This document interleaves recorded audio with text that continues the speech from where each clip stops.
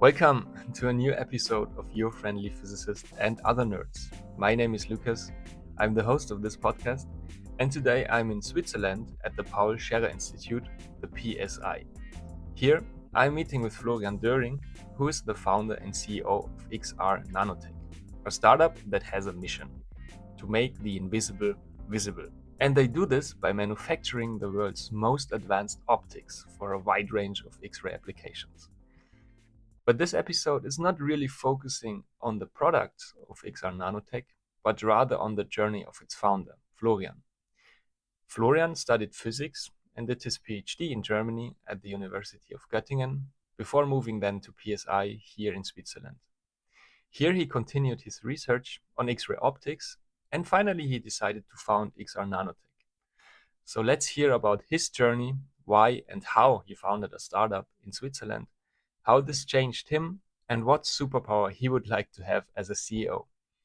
Welcome to the show, Florian. It's a great pleasure to have you on board. Thank you, Lucas. Thank you for inviting me over. Absolutely. Yeah. We met in Taiwan just a couple of weeks ago, and you proposed the idea. I really loved it. And now we're here in Switzerland at PSI, where you have your company, XR Nanotech.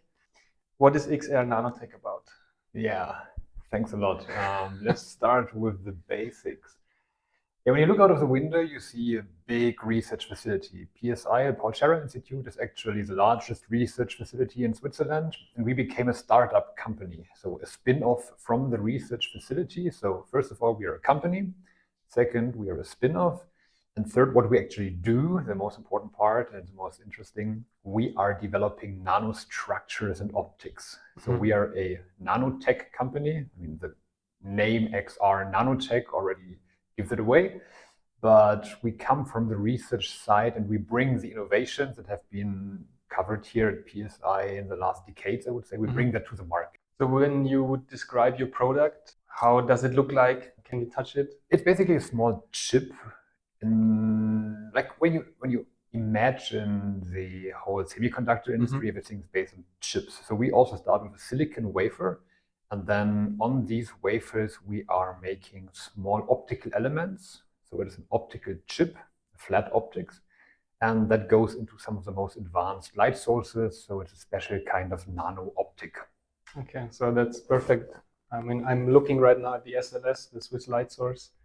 So probably it's not a coincidence that you are close together here with the light sources. Yeah, that's right. That's right. The innovations that come from our company and they come from PSI, and we bring everything together to make the best nanostructured optical elements in the world. Cool. And then X and R in XR Nanotech stands for X-ray and reflectivity? No, X is the X and R is the ray. So X-ray nanotechnology. X-ray. Okay. But it's kind of funny because there is so much abbreviations out there. Yeah. There is AR, like augmented reality, VR, virtual reality, and XR, extended reality. So sometimes we get mixed up a little bit and we are thrown into these kind of fields, which is not very far off because all these kind of developments in this field of AR, VR, XR, they need optical elements. And most of them are diffractive optical elements, and that's something we are doing here with XR Nanotech. Yeah, so while it starts from X-ray, we are going into further regimes as well. Yeah, why not? Can you tell me, or can you tell us, was there a specific moment when you had the idea of founding XR Nanotech? I mean, there was no specific moment that I said, wow, I want to found a company right now.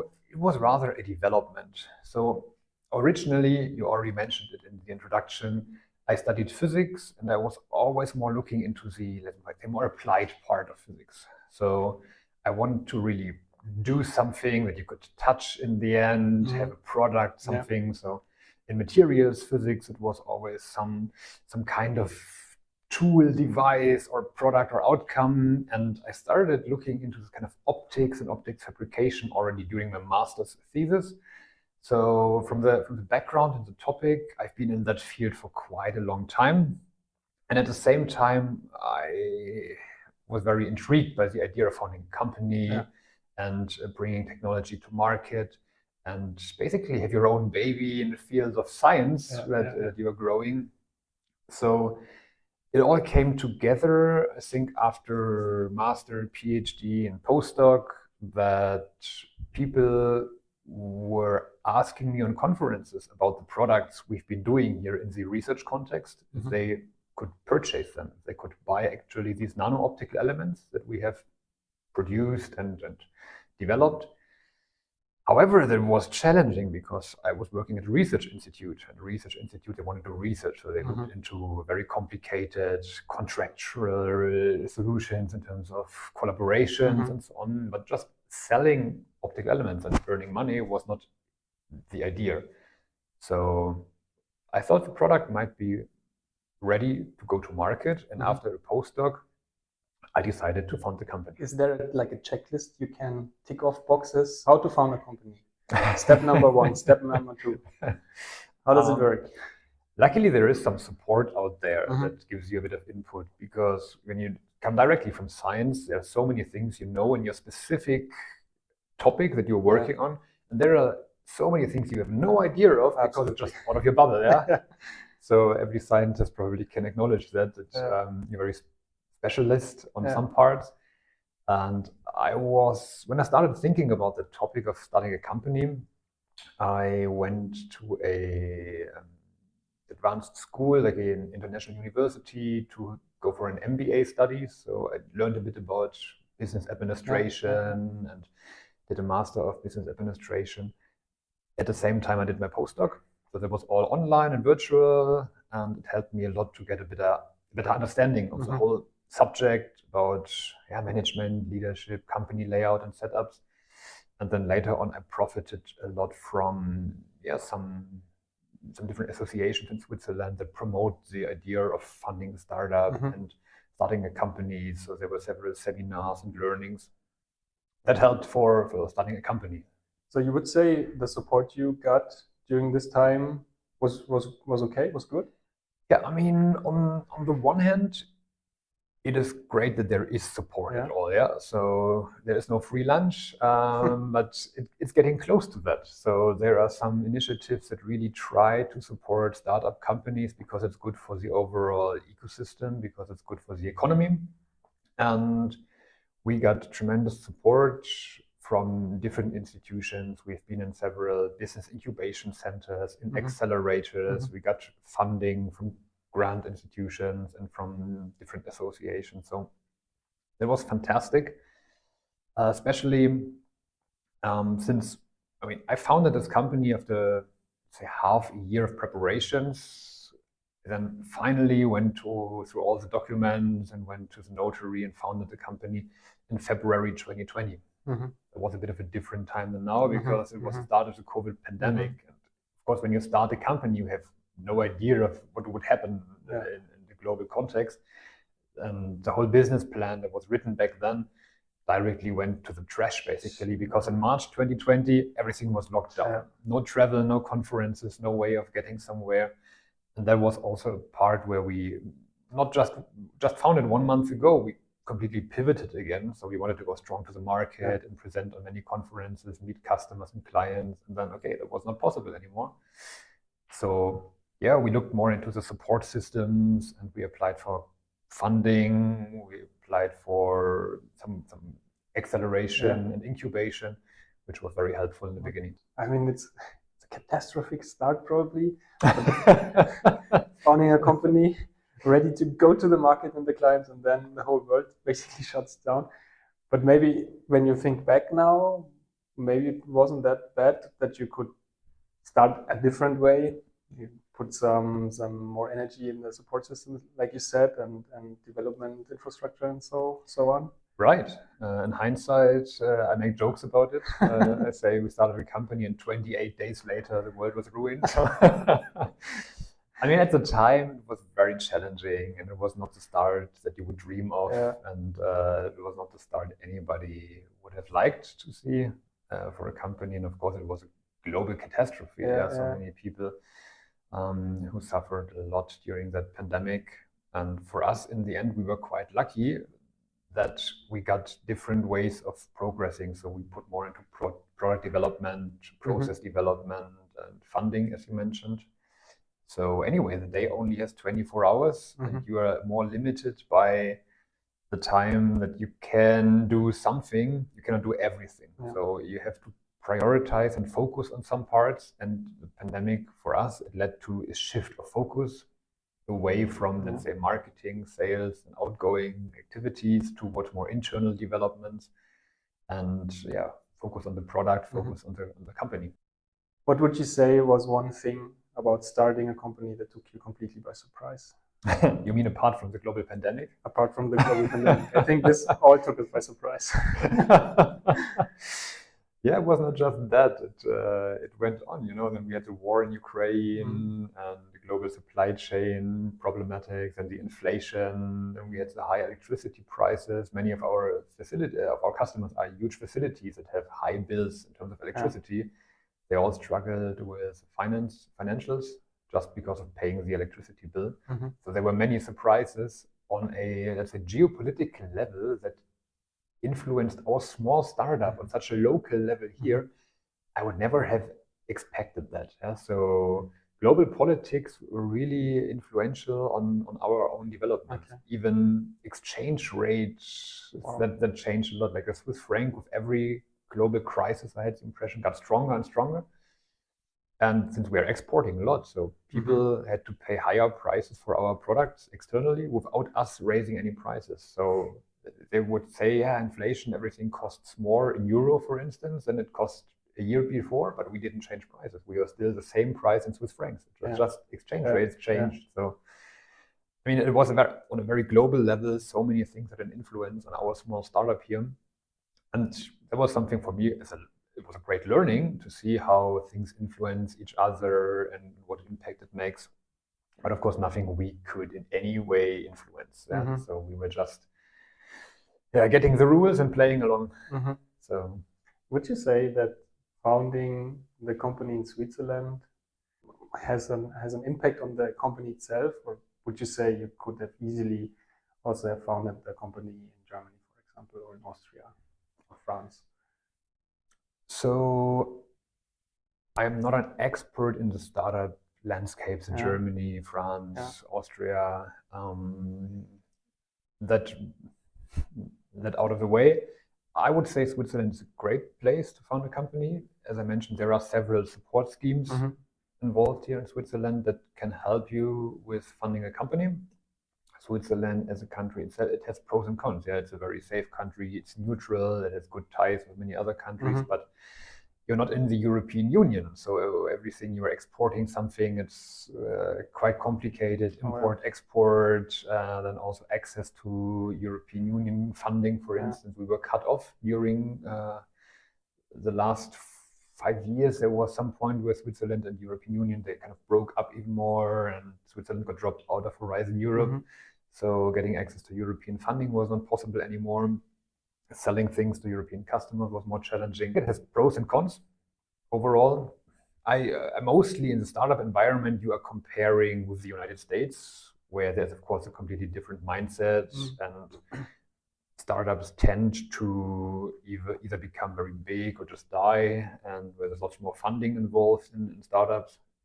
While Switzerland takes more the approach of developing slower but safer, so a rather safe approach. And for the overall reasons, startup support is great, I would say, in Switzerland. Of course, one thing is the Swiss tend to have kind of high salaries overall, which makes it tough to fund a startup, because first of all, you have to think about you could take a decent and proper job and get a good salary, or you start this very risky startup and start basically with zero. And also convincing people to work for the startup, in contrast to a big tech company, for instance, something. There is some competition out there for people, of course, but the overall setup is great here in Switzerland. So, is the competition you mentioned, is it mainly the competition for good people that work for you, or is there also a competition regarding your product? So who are your competitors? All right, in Switzerland, we don't have competitors for our products, I would say. On the other hand, there is competition for funding, for instance. So many of the grant funding possibilities are heavily oversubscribed, of course. So you are competing with other innovative startups for the best ideas. You're competing for the best people, to bring the best minds into your team. And yeah, there is a lot of competition, of course, but from the product side, I would say that our main competitors are somewhere abroad. Okay. Okay, yeah, cool. I mean, competition is good. Here at PSI, we are in a good situation that we are not directly competing with the research institute because there's different career paths if you want to go into research or if you go into like startup and industry and different experience you gain in either of these fields. Yeah. And we have the advantage, of course, to be close to a research institute where they have really great minds and great people, but these people sometimes don't have a permanent position there. So there are new people asking us for a job quite frequently. And half of our team was recruited more or less from PSI. How large is your team right now?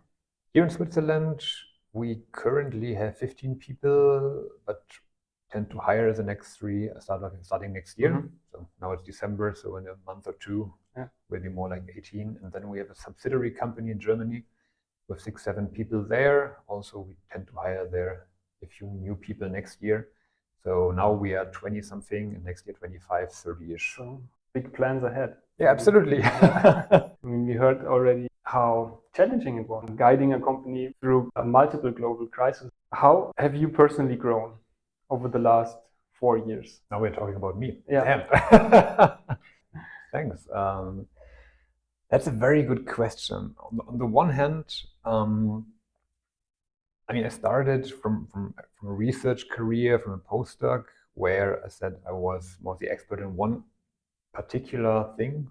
And now with a company, one thing that I had to learn a lot was to become at least knowledgeable in many different fields. Yeah, so it was a bit of a jump into the cold water that you have to do every kind of HR, taxes, legal things, everything lands on your desk in the end. Writing and reading contracts, discussing prices with somebody, the whole business thing as well. So for me, there was a huge, I think, personal growth, and also from the experiences I got from that startup journey. There were a lot of great learnings, and it was a super fast track to improve your skill set in many different ways and broaden your horizon. So you really had a journey from expert to a generalist. Yes, pretty quickly, so to say, because in the beginning, when I founded this company, I was on my own. And it was this pandemic. We didn't have the funding for hiring people, so everything came to me. And then even the first years, and we've been 4 people, and still you're very generalist and have to have everything in mind. And next year we've been 8 people, and still you don't have really structures yet. And just now we've like set up a bit more structure in the company. And I'm not into every individual aspect anymore. It's just natural when you grow the company that you cannot be involved in every project anymore. So, but for me, the whole time it was a huge learning. Is this hard, not to be involved in every project? It is, because you have to let loose of some things, and you have to trust people that they can do it at least as good as you could do it, because they're more into that. And at the same time, it's also a change of approaches to some of these topics, to say, that's somebody else's responsibility as well. So that is, of course, something different. And most people of the team, they were still used to coming to me directly and asking me things. And then it happened for the first time. I said, hey, guys, that's a good question. And I would like to redirect you to the responsible person of that project. And it's a different mindset. So far, everybody was used to just asking me about anything, and I could answer everything. And now I have to think about how to answer the questions in a way that I'm not saying something wrong or something stupid, but directing everyone into the right direction still. I mean, it's a question of prioritizing, of leadership. first I had to make sure that things are working out. Now I have to make sure that everybody has the tools and the possibilities to make things work out, so to say. So it's one step further away from the actual task. It's rather a position where you enable the success of other people. So it's an enabling position. And still, my team likes to make fun of me. I'm the CEO, the chief everything officer. So being responsible for everything in the end, which is right. But at the same time, starting to have like more structure in the company, and we have directors of different divisions. While there's still small divisions, we start distributing the responsibility. What you said with this enabling position, is this your approach of leadership? We heard how you found the company. How do you lead the company? Yes, enabling is a very big part about that. And leadership, it starts already with the company culture. It starts with the hiring, which people you bring into the company, how much leadership and which kind of leadership is needed. And that changes, of course, dramatically. Yeah. So the first years I had to lead myself and make sure that I'm always motivated and that I spend my days in the best possible way. It's so good that you say that. I mean, leadership, I also think starts with oneself. That self-leadership is also part of leadership in general.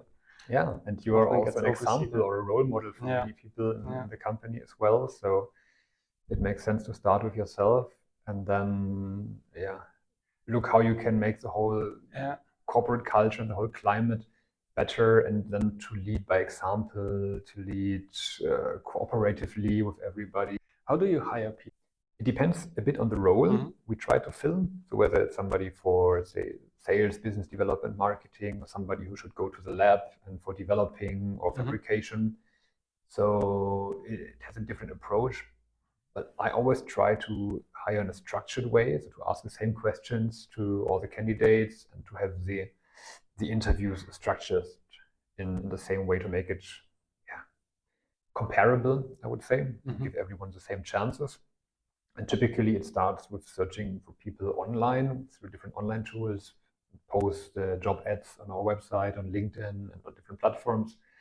So you reach out to people and people can apply by it works both ways. It works both ways. When you're searching for someone for a certain role, then we start advertising that role. But at the same time, when there is a good candidate, for instance, coming from PSI and it fits very well, then it's also that spontaneous applications are very, very nicely received here. So I think from the people we have here, half of them came by applying spontaneously and are saying, here I am, I'm cool, and you could become a much better company if you hire me. They convinced us. Okay. And half of the team were by, now we need somebody for operations management, so we are hiring someone for that, to say.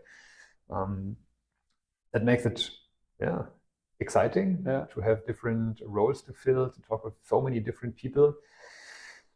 Switzerland, again, is sometimes not the easiest place to get foreigners in and to get working permits for people, especially from non-EU countries. So that was sometimes a challenge for us. We found a perfect candidate for a perfect position. They want to work with us. We want to work with them. They have a position here. And then you have to go through a lot of administrative tasks in order to get the approval from the government. That takes a bit too much effort, I would say, and it's a bit too complicated, but at the same time, I understand the political reason for that. But it works in the end. In the end, it always worked out, but once it took us a month longer than expected, and there was a bad situation for us and for the candidate, of course, but it always worked out. Okay. If you now could go back in time and meet the 4 years younger Florian, what would you tell him? Or what decisions would you take? Would you do everything exactly the same? Or? Of course not. I thought so. What would you do differently? So in terms of the startup topic, I would probably motivate myself, because always you have some doubts and you are thinking how to do it and isn't it overwhelming, and I've always believed in it. I'm a very optimistic person in general. But now getting back, I would probably explain to myself which is worthwhile to focus on and which things are not really relevant at that time and place. So you typically try to structure your day by what is important and what is urgent. So it's one of the ideas of approaching tasks. And sometimes you misjudge that completely. The famous Eisenhower matrix. That's correct. That's correct. It's a learning process, probably. Sure. I mean, back at the time, Sure. you don't misjudge on purpose. You simply don't know better, and there's a learning curve probably. And now it works much better because you're new to the startup ecosystem, coming from research. Yeah, and for us, we underestimated also slightly our growth and what will be needed later as a company, so to say. So many tools were not in place, and we were always in the situation of survival, I would say. Okay, so we have to focus on the next project, we have to focus on the revenue, on this grant application. And what would be more, maybe not urgent, but more important, is to lay a better foundation for future growth. So have the tools in place to grow the company, have the necessary steps laid out in order to onboard new people, to expand. And that could probably help us because initially, when you start this whole thing alone, you have everything in your head. You don't even write down so much. It's all good. And then with a small team, 4 guys in one office, the ways are so short, the communication is so straight and so direct that that's all still very easy. But then, problems start to occur when you become a larger organization. And we are still a small startup company, but now on 2 different places, one in Germany, a subsidiary company, one here in Switzerland. And things are getting a bit more complicated.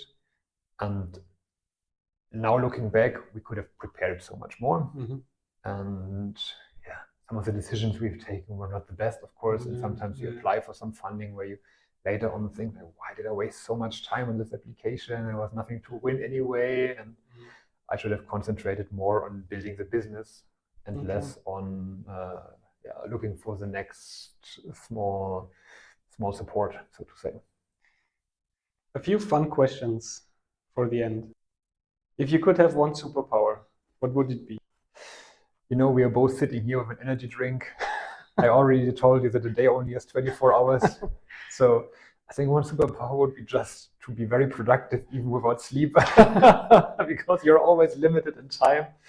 You cannot do all the things you want to do in your head, and sometimes it's frustrating. You could be so much more ahead if you could still finish this and that, and there are still some things to do. It's never getting boring. Founding a startup company is never boring because you have so many new things you can do. You have all the opportunities and possibilities. A superpower would be just do all of that without sleep, highly efficient, 24/7. I was thinking about this also quite often. That's a good one, yeah. If money, time, and technology weren't limits, what would be the project you would tackle today? Ooh, that's a fun question. Damn. Yeah, I mean, our company, Exo Nanotech, we are in the field of optics. So we want to make something visible. We want to make the best optics or the best microscopes to make the invisible visible.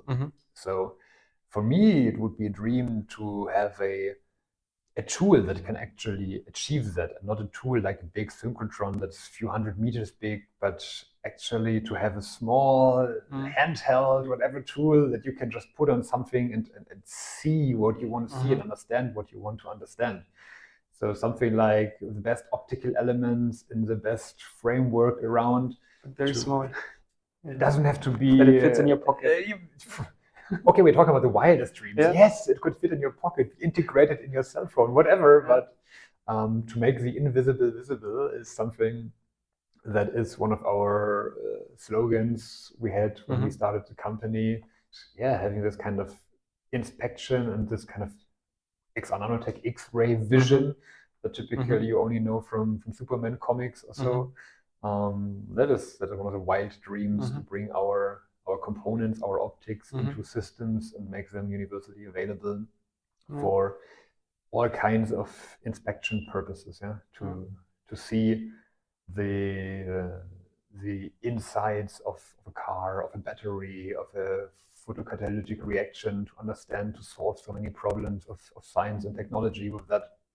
And then with this small impact, to have with this small device, with this small optical element, with this small analytic tool, to really have an impact on science and technology out there. I would buy it. I definitely would buy it. I mean, I've been 3 days now at PSI, at the neutron source, to make, I mean, neutrons also have to make the invisible visible. Yeah. But it takes a neutron source, and they tend to be quite large. Quite large, quite expensive. Quite expensive, and you have to drive somewhere and build up your equipment and everything, and then with measurement time. Less sleep, but we heard about the superpowers, so that's not a problem anymore. But yeah, having this in your cell phone would be really nice. Yeah. It's cool. The X-ray vision. The X-ray vision, yeah. What would be the legacy of your company, of XR Nanotech, that you would like to have? So when I left academia and this academic career, turned from the researcher, the scientist, to the business person, the startup founder, so to say, I sometimes look back and said, wow, in research you can really make an impact, and you have a legacy in publishing the papers and solve some of the most pressing challenges of society. But thinking twice, and now from the situation that we are now in as an enabling company for research, I see that the impact we have on research, I would say, is much higher than I could ever have as a scientist. So even if I would 24/7 as a scientist and stand in the lab, now we are supporting hundreds of labs out there, and they get the best optical elements from XR Nanotech to make the invisible visible. Yeah. Even if it's not there yet, that it's a small device, we are still solving lots of challenges there. We enable our customers to have a deeper insight into materials and matter than ever before. And we see that the impact we have on science and academia and so on from the industry perspective now is much higher than I could have had it from the researcher's perspective. So I hope that this will be part of the legacy, that some of the challenges that are currently around globally can be, to a certain percent, I want to be realistic, to a certain fraction, solved with the help of our optics. Yeah. And that could be in biomedical imaging for solving some proteins, or for looking into how treatments, how they work, looking at cells or on the molecular level. So it could be something in medicine, it could be something in technology, in sustainability, looking into batteries, to make them better, or how to get better energy conversion or generate energy better in order to also tackle the climate problems. So there are huge problems that are to be addressed on different levels, and we make an impact on the smallest level, I would say, where really you look into the nano features, what is inside, what is behind these kind of problems. And if our company could support other research groups out there to get a real impact on these problems, that would make me really, really proud. Awesome. I think on this high note, we end this episode. Or do you want to add anything else? Thank you very much. That's what I would like to add. Greetings out there to everybody in nanotech, science, imaging, optics, X-ray, whatever. And it was a great pleasure to talk with you, Lucas. Thank you very much. You're very welcome. To our listeners who are interested in the products, have a look in the show notes and place a couple of links there to the webpage and the products. And who knows what comes around. Perfect. Thanks a lot, Florian. Thank you so much. And see you next time around. All right. Thanks. And that's a wrap on today's episode. If you enjoyed our dive into the Swiss startup culture, maybe you also want to listen to recent episodes where founders from the US, the UK, or Germany tell their story. And if you're listening on Spotify, a quick rating helps me to reach even more curious minds like yours. Thank you a lot for tuning in. I'll catch you in the next episode of Your Friendly Physicist and Other Nerds. Until then, stay curious.